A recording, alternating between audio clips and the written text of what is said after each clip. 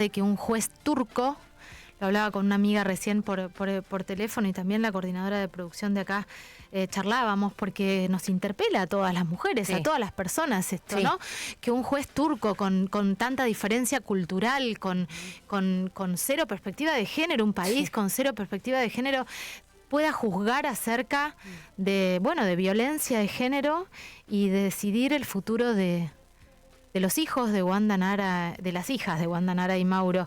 Yami, ¿me contás un poco por qué el 3 de diciembre es el Día Mundial de las Personas con Discapacidad? Bien, cada 3 de diciembre se conmemora este día, el Día Internacional de las Personas con Discapacidad. El lema del movimiento mundial es nada sobre nosotros sin nosotros. En él se juntan los derechos basados en principios de participación, representación, inclusión, y este lema pone en relieve además la importancia de que las personas con discapacidad sean protagonistas en la toma de decisiones sobre sus vidas, que puedan tener una participación activa en la comunidad y también con respecto a la representación en la comunidad. Una de las prioridades de la Agenda Mundial sobre Discapacidad este año es promover el liderazgo y la participación activa de las personas con discapacidad, ni más ni menos. Hoy me preguntaba mi mamá, ¿y con Yami estudian antes, se juntan? Porque qué bien que se llevan, es una genia. Yami, le mando un beso a mi madre que seguramente nos están escuchando, a todas las madres y a todas las madres también de chicos, de chicas, de niños, de niñas con discapacidad. Y familiares también de personas con discapacidad. Exactamente. Es un laburazo el que hacen todos los días, y también con respecto a los sistemas, ¿no?, dentro de la comunidad, que muchas veces son muy complejos y eso hace que la gestión del cuidado sea mucho más difícil a veces. Totalmente. Estamos en comunicación telefónica para contar una historia en primera persona y también tiene mucha claridad Vera. Estamos en comunicación con Vera Vera. Ella es licenciada en Gestión de Políticas Públicas, presidenta de la red TEA de Nodos Bonaerenses, coordinadora de la Red Federal de Familias TEA. Es mamá de un adulto con autismo llamado Lucas Fidel. Y yo le hice una pregunta que vos capaz que te la haces, capaz que sos menos ignorante que yo, pero se la hice porque le dije, ¿también se llama discapacidad una persona con trastornos del espectro autista? Sí, me dice. Sí, claro que sí, y es como una discapacidad, una de las más frecuentes. Vera, ¿cómo estás? Caro y Yami te saludan. ¿Qué tal? Buenas noches. ¿Se me escucha bien? Muy bien, se te escucha. Ah, perfecto, porque la puse en altavoz, porque yo se escuchaba muy bajito, así que... Se escucha bárbaro, y si no tenés retorno, o sea, si estás bien vos, estamos perfectas acá para escucharte un rato. Fantástico. Porque lo primero que te quiero preguntar es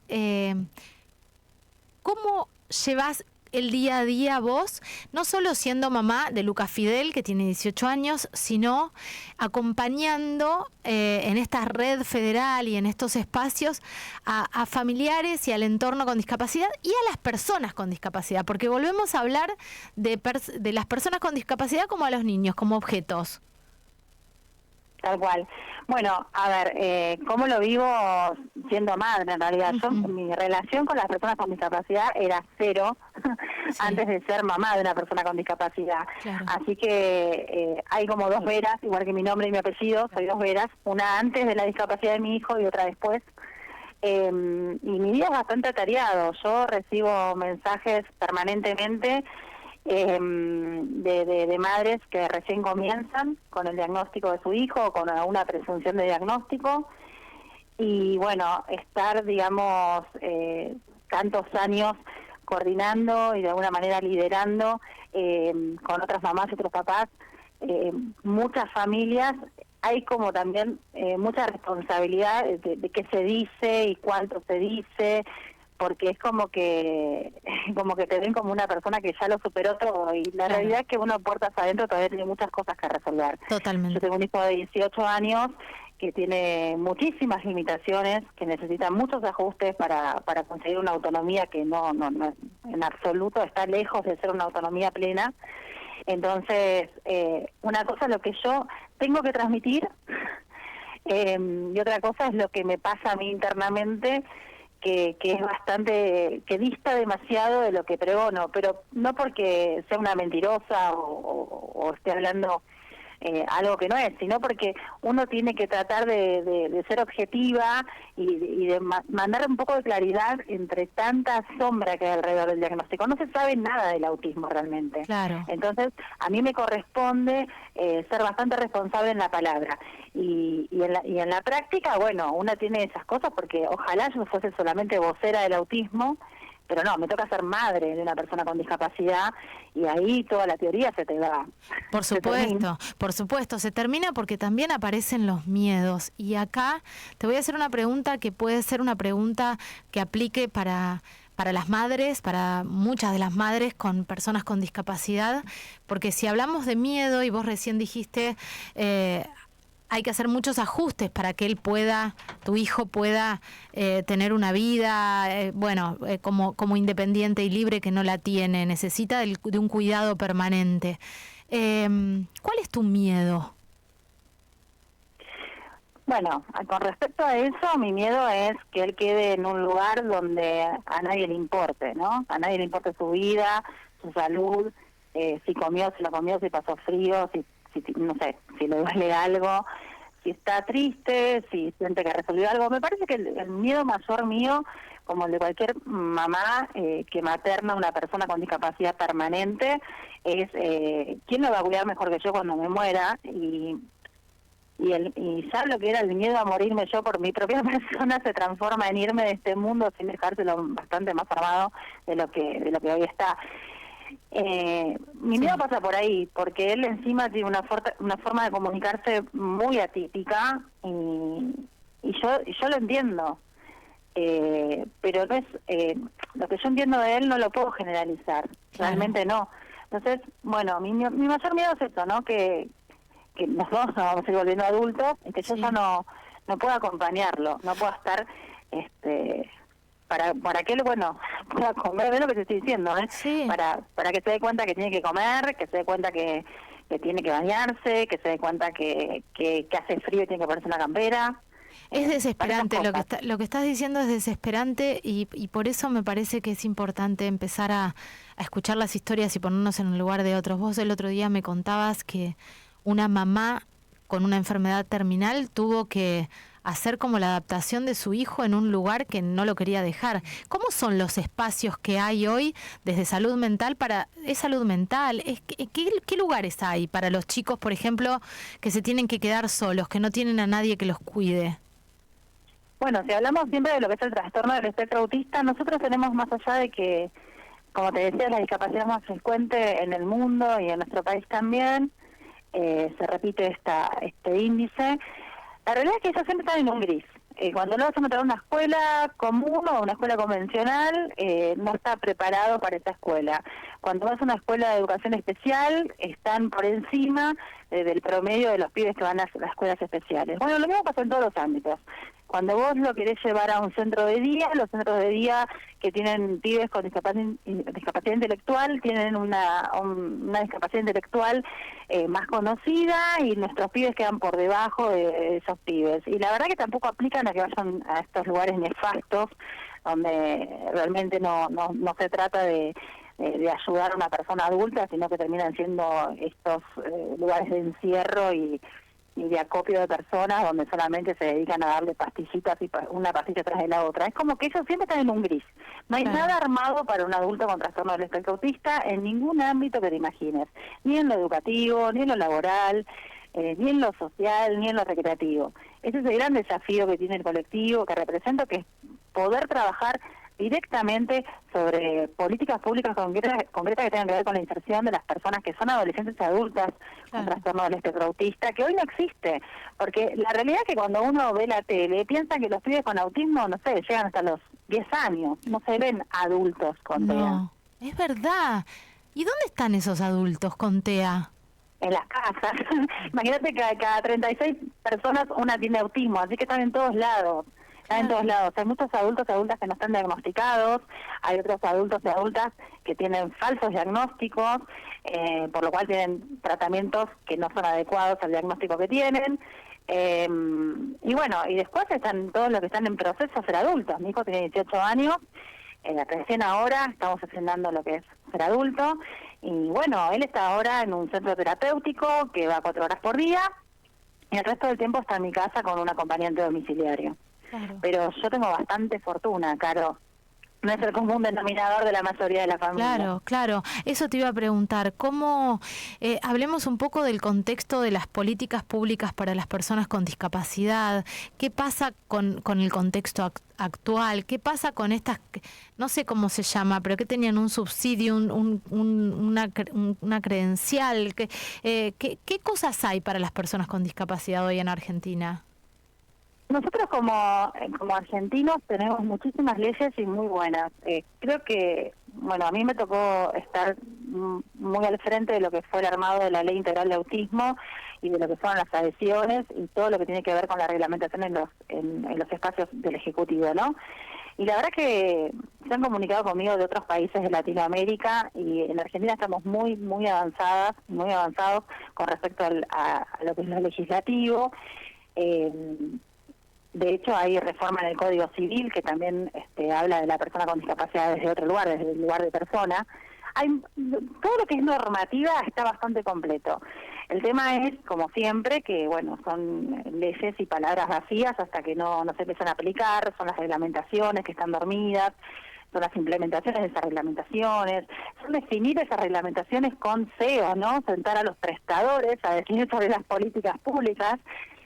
Son un montón de inconsistencias porque no les importa, realmente no les importa, y esto pasó históricamente en Argentina con cualquier gobierno. Lo que está pasando ahora con este gobierno es que, bueno, no lo que más se ve, por ejemplo, es toda esta carnicería que se aplica a todos los ámbitos que se sienten descartables, ¿no? Como los jubilados, los pobres, las trabajadoras del Estado y demás. Las personas con discapacidad van en esa misma línea, es una población de descarte, ¿no? Para el que lo piensa como un gasto y no lo piensa como un ser humano. Y sobre todo lo que yo siempre digo, ¿no? Que un Estado que acompaña a esa persona con discapacidad desde su nacimiento o desde la detección de diagnóstico, lo que está haciendo es invirtiendo en la salud de esa persona y tratando de evitar un asistencialismo para siempre. Pero no lo ven de esa manera y bueno, hoy día nos faltan un montón de cosas y nos van a quitar un montón de cosas que ya habíamos conseguido. Ahora, en esto de nos van a quitar un montón de cosas, en este año de este gobierno donde mucho se habló sobre la discapacidad, primero porque hubo burlas, bullying, violencia directamente contra discapacitados y por otro lado porque se habla de quita de cosas. ¿Cuál es el panorama? Bueno, a ver, tenemos anuncios con respecto a que no se va a respetar el cupo y eso da lugar a pensar que no se va a trabajar en la inclusión laboral de personas con discapacidad. Tenemos, lo primero que se quitó fue la convivencia entre tener un trabajo en relación de dependencia y cobrar una pensión no contributiva. Tenemos también las personas con discapacidad que hacían uso de la gratuidad en transportes públicos, ya no pueden sacar su pasaje.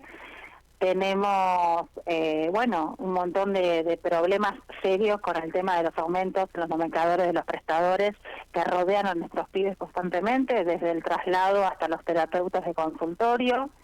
Y bueno, hay un montón de cosas que todavía no se están dando cuenta, que no sé si decirlas al aire, porque parece que están en todos lados y no tengo ganas de avivar giles, pero bueno, como te decía, hay todo lo que está relacionado a la medicación, a la cobertura, todas esas cosas están ahí como en duda, porque nosotros tenemos una ley de prestaciones básicas, que es la 24.901, que garantiza todo para una persona con discapacidad.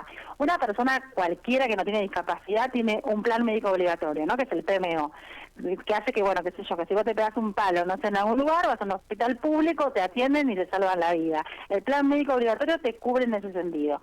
Y es el techo de cualquier persona sana, o en este caso neurotípica. Para una persona con trastorno del espectro autista, una persona con discapacidad, el PMO es el piso, no hay nada que la salud no le tenga que cubrir, todo le tiene que cubrir, los medicamentos, las atenciones, pero todo lo que te imagines. Y eso es lo que tememos que suceda, porque realmente es bastante cruel el pensamiento que tienen para con las personas con discapacidad y creemos que es lo que se puede llegar a venir. Ahora, sería una locura porque estamos hablando de que le quiten la posibilidad de seguir viviendo. Digo, si vos no tenés todo... Es volver al primer modelo. Nosotros tenemos 3 modelos de discapacidad. El primero era el de presidencia. ¿Qué hacían con la persona con discapacidad? La tiraban al precipicio. Listo, tenés discapacidad, ¡pum! Estamos hablando de hace muchísimos años atrás. Sí. Listo, al precipicio. Ahora el precipicio no es tirarte de una montaña, pero es dejarte sin nada, verte morir. Es así de cruel y así están pasando las cosas. Qué tremendo, sí, es así de cruel y así están pasando las cosas. ¿Qué le dirías a una madre, a un padre, a una persona que esté a cargo de un niño, niña chiquito y ve cosas que le parecen que no están del todo bien y que van al pediatra y todavía no diagnostican? Hablemos del diagnóstico temprano y cuánto se tarda para diagnosticar el autismo, que es una discapacidad, por eso estamos hablando de autismo. Mira, hoy el promedio de diagnóstico es de 4 años y las mamás y los papás detectan señales de que algo está pasando desde los primeros meses de vida, te estoy hablando desde antes del año. Yo lo que les diría y les aconsejo es que insistan, porque la realidad es que ninguna mamá va a querer ver en un pibe algo que no está bien. Nosotros lo que más queremos es que nuestros pibes nazcan sanos. Si notamos que algo no está bien, es porque realmente está sucediendo. Y lo peor que puede pasar es que le dan un montón de estudios y que no sea nada. Es lo peor que puede pasar. Lo mejor es que nos den un diagnóstico a tiempo y poder avanzar lo antes posible, porque realmente hay otro pronóstico. Es un pronóstico muy alentador cuando se arranca desde muy chico. Así que, bueno, nada, insistir y entender que la discapacidad nos puede tocar, que, bueno, a mí siempre repito lo mismo, ¿no? Esto de yo siempre esperé tener un hijo sano, pero aparte de un pibe que sea, no sé, entrador, copado, ganador, divertido, chistoso. Y bueno, me encontré con el hijo no deseado, ¿no? Y es re fuerte eso es re fuerte. Sí. Y yo lo acepté de entrada, yo sabía que algo no estaba pasando. Insistí en ese diagnóstico y todos los médicos que se cruzaron en mi vida me negaron rotundamente en los primeros años de la vida de mi hijo que estaba pasando algo. Y yo seguí insistiendo por algo que no quería que sucediera. Claro. Entonces, digo, ninguna madre desea tener un hijo con discapacidad. No está 9 meses acariciándose la panza para tener un hijo con discapacidad. Si ve algo es porque está pasando. Entonces hay que atender a lo que dice una mamá, un papá, y no esperar que sea la maestra la que te diga, che, me parece que tu nene... Claro. Porque ya perdimos un montón de tiempo. Totalmente. Vera, es un placer charlar con vos. Gracias por esta entrevista.